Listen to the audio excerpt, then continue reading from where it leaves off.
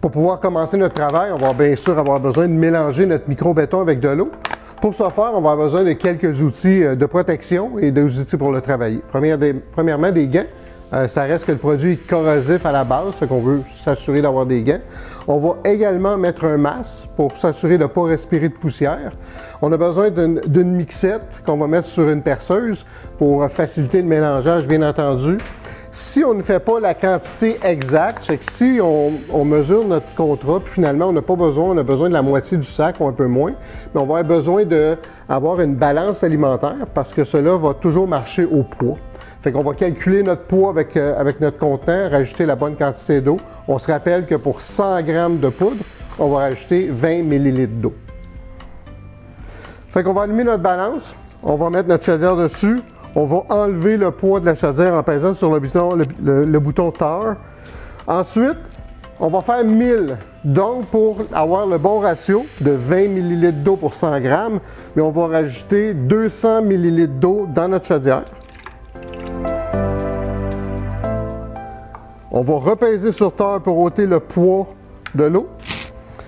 Et là, on va mettre à l'intérieur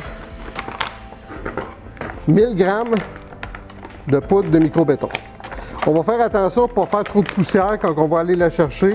Fait que peut-être un contenant un petit peu plus petit aurait été mieux. Fait qu'on va en mettre délicatement dedans pour ne pas faire lever la poussière. Fait qu'on s'assure de ne pas dépasser notre montant, notre poids total. On a parlé de 1000. Notre mélange est prêt maintenant à mélanger. On va mettre notre mixette sur notre drill. Là, peut-être qu'il y en a qui se demandent s'il y a une vitesse qui est recommandée pour mélanger le béton.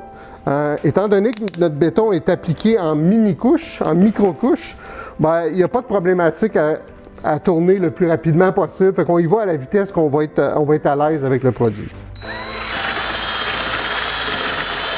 Maintenant, une chose qui est très importante, c'est qu'avant de finaliser notre brossage, on va prendre une petite truelle, puis on va juste s'assurer d'enlever complètement la poudre sur tous les côtés de notre chaudière. Parce que quand on a brassé, la poudre a été se coller sur les côtés.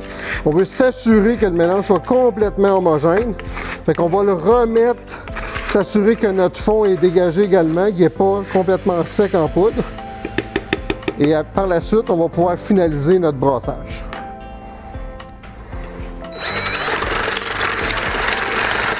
Pas plus long que ça, c'est le genre de consistance qu'on recherche là, pour l'application du micro-béton.